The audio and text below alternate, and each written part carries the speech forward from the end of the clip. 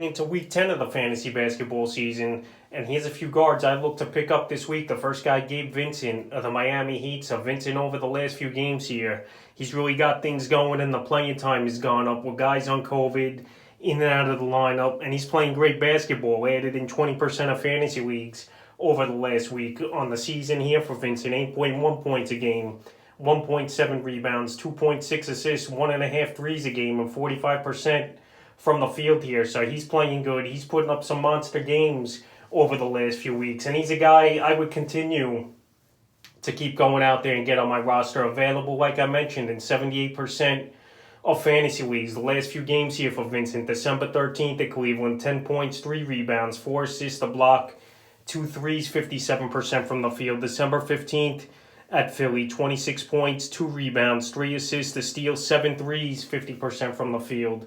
And December 17th at Orlando, 27 points, 2 rebounds, 4 assists, a steal, a block, 4 threes. And he shot 50% from the field. So right now, Vincent, he's a high-volume scorer. He could shoot the 3 ball. We saw flashes last season from him with some decent ball games. And I think here, as long as he's going to keep playing 30, 35 minutes a game, he's going to be a big pickup this week on fantasy rosters. And I think the Heat are going to ride it out with him until they're 100% healthy, obviously. So right now, with all the guys in and out of the lineup all around the NBA, right now Vincent's one of the hottest ads this week on the waiver wire, and I would pick him up definitely this week. The second guy, Duke Jr. of the Brooklyn Nets. So right here, the Brooklyn Nets, tons of guys on the protocol and safety list. 8 or 9 guys, I believe, here. That the Irvin now is coming back here for this Brooklyn Net team, where they didn't want him to play at all because obviously he wasn't vaccinated, was Irvin, but now at least he's going to play the road games. But anyway, David Duke Jr., he's been putting up good numbers and playing good basketball for the Net team here, and he's been added in 9% of fantasy leagues. Obviously, once everyone returns, he's not going to be playing much, but right now the Nets are shorthanded, and he's getting big minutes on the season. 8.6 points a game, 7.2 rebounds, 1.4 assists, 1.2 steals, and 36% from the field. So right here, he could score the basketball, he could rebound. I know he's going to hurt you in shooting percentage, but he's only a temporary ad for a week or two until everyone returns to the Net lineup here. December 14th versus Toronto, 10 points, 13 rebounds, 3 assists, 2 steals, 2 blocks, 30% from the field. December 16th versus Philly, 6 points, 4 boards, 2 assists, a steal, 28% from the field. Then December 18th versus Orlando, 18 points, 14 rebounds, an assist, 2 steals, a block and a 3, 46% from the field. So right here, great rebounder at the guard position. Obviously, where he got 14 and a 13 rebound game in the last 2 out of 3 games here. So as long as he's going to be in the lineup and play the next 2 or 3 weeks here, like I mentioned, he's only a week or 2 ad. But right now, with everyone that injured or on the protocol list, you're going to need players to fill your lineup and roster out. And David Duke Jr. is a good ad this week. The next guy's Kemba Walker of the New York Knicks. So Walker, he was benched for 10 games and out of the rotation, but he came back with a vengeance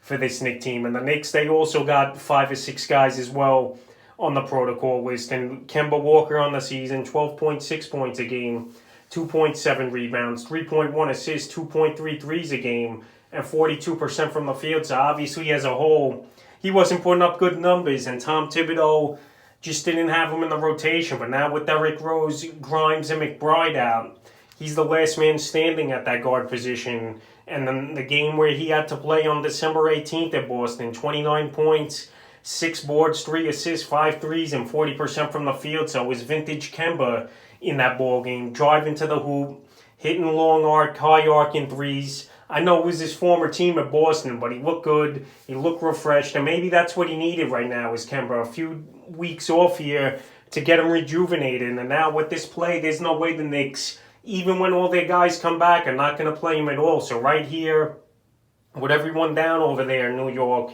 and the Knicks struggling anyway, even when they were at full health, Kemba Walker is available in 52% of fantasy leagues, and he's a guy I definitely will give an ad to this week. The next guy is Patrick Beverly of the Minnesota Timberwolves. So Beverly here, he's been solid this season with his new team after getting traded in the offseason away from the Los Angeles Clippers. So on the season for Beverly, 8.7 points a game, 4.3 rebounds, 4.8 assists, 1.2 threes a game, and 45% from the field here for Beverly. So Beverly, we know he was never a big scorer.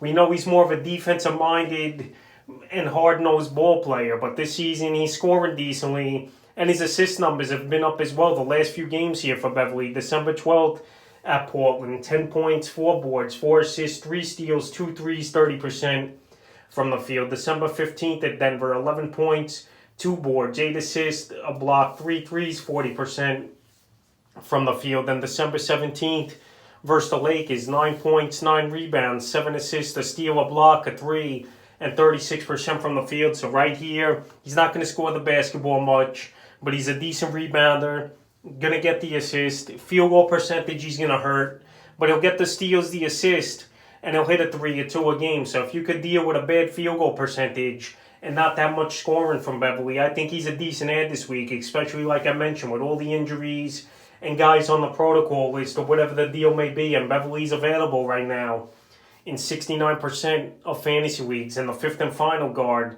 I look to get Isaiah Thomas to the Los Angeles Lakers. So the Lakers signed him a few days ago. And now Thomas, it looks like he's going to be playing some minutes. I know it was only a 10-day contract, but this guy obviously still could score the basketball. And fantasy owners already ran out there and picked him up in 16% of leagues. So this is more of a deeper league ad here for Thomas. So in his first game with the Lakers, December 17th, 19 points he scored in only 22 minutes of work, 2 rebounds, an assist, a steal, a block, and 2 threes. So Thomas, obviously, he's going to need a lot of shots to score. But right now, with the injuries to the Lakers, a lot of guys out of the lineup.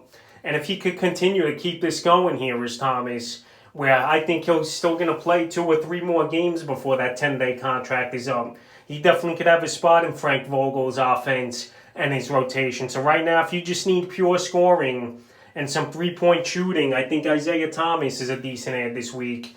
But I wouldn't be surprised if they don't renew him after the 10 days when all their guys come back as well. But right now, if you need a boost for the next week here, I think he's a decent pickup more in deeper leagues. So that's a few guards I look to add here for week 10 of the fantasy basketball season.